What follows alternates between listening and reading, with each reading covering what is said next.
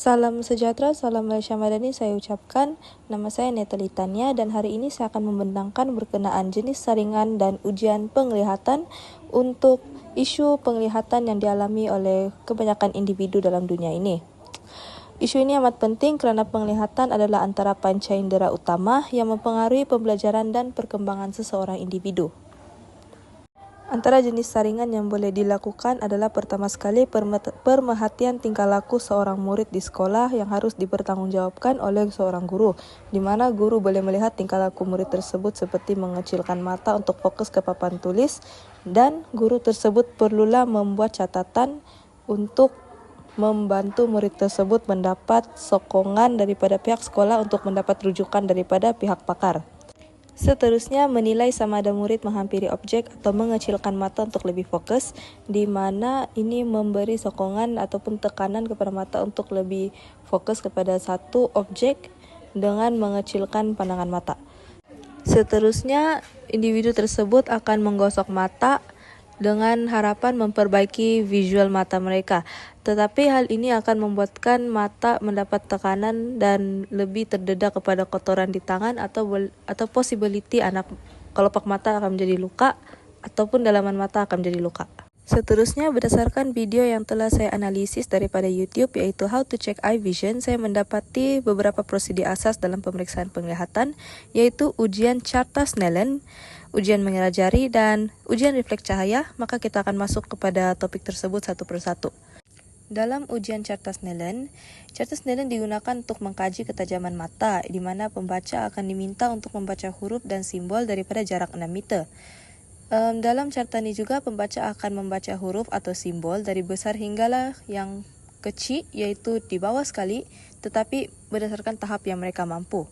6/6 atau 6/12 merupakan tahap ketajaman penglihatan, di mana 6/6 bermaksud normal dan 6/12 menunjukkan pesakit mata boleh nampak 6 daripada 12 meter suatu objek. Ujian ini digunakan untuk menilai sama ada murid perlu memakai cermin mata atau jika terdapat tanda-tanda rabun jauh iaitu myopia, rabun dekat hypermetropia ataupun silau iaitu astigmatisma. Bagi murid yang tidak mengenal carta atau simbol yang digunakan, carta boleh digunakan dalam bentuk segi 4 bulatan supaya lebih difahami oleh kanak-kanak kecil atau murid yang mempunyai masalah pembelajaran. Sekiranya keputusan ujian tidak memuaskan, maka ujian tambahan akan dilakukan dengan menggunakan carta kecil pada jarak 33 cm untuk mengukur keupayaan mata melihat objek dekat seperti tulisan buku.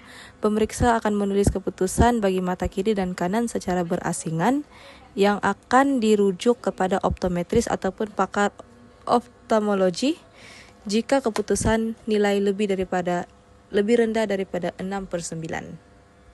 Seterusnya adalah ujian mengira jari, di mana ujian ini digunakan apabila pesakit tidak dapat membaca carta Snellen, yang mana pemeriksa akan berdiri di jarak tertentu dan menunjukkan beberapa bilangan jari untuk pesakit menyebut bilangan jari tersebut. Sekiranya mereka tidak dapat menyebut nombor tersebut, pesakit boleh menunjukkan atau merefleksikan kembali bilangan jari yang ditunjukkan oleh pemeriksa.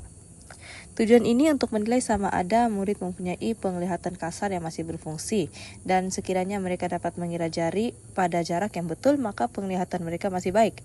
Dan ujian ini sangat membantu kerana murid mungkin tidak dapat mengenal huruf, tetapi masih boleh mengesan bentuk yang besar. Seterusnya adalah ujian refleksi mata, di mana ujian menggunakan lampu suluk kecil yang akan disulukkan kepada mata.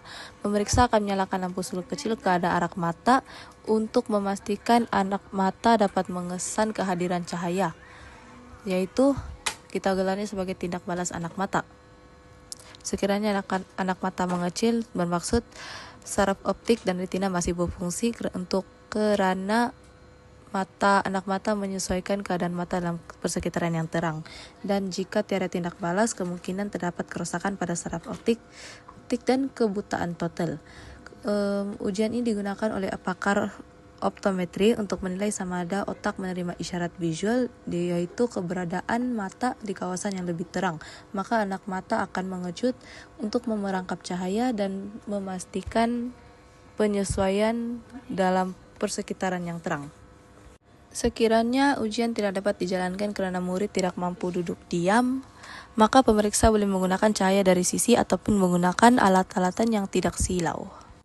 Berdasarkan isu-isu tersebut dan berdasarkan daripada beberapa isu penglihatan dan ujian yang dapat kita lihat tadi, terdapat solusi yang dapat kita ambil. Pertama sekali seperti penilaian lanjut di hospital, yaitu pemeriksaan anak mata, di mana anak mata akan diuji dan dikaji untuk memastikan ataupun mengesan sekiranya terdapat kerusakan saraf optik yang mengganggu penglihatan daripada lancar. Sekiranya terdapat kerusakan saraf yang telah dikesan, penggunaan alat bantu penglihatan khas sangat amatlah berkesan. Sebagai contoh, sekiranya pesakit dikesan mempunyai masalah rabun penglihatan, maka pakar boleh memberi cadangan untuk menggunakan cermin mata ataupun kanta pembesar. Sekiranya pesakit dikategorikan sebagai buta, maka dengan itu pesakit bolehlah mengambil langkah awal dengan mempelajari menggunakan huruf braille ataupun tulisan timbul untuk memastikan mereka masih mempunyai kebolehan untuk membaca, ataupun penggunaan audio yang boleh membantu bagi mendapatkan maklumat selain menggunakan daya panca indera penglihatan. Seterusnya, daripada sokongan guru ibu bapak, daripada segi emosi, ibu bapak dan guru boleh memastikan anak-anak tidak merasa rendah diri dan berbeza daripada orang lain walaupun mempunyai isu masalah penglihatan.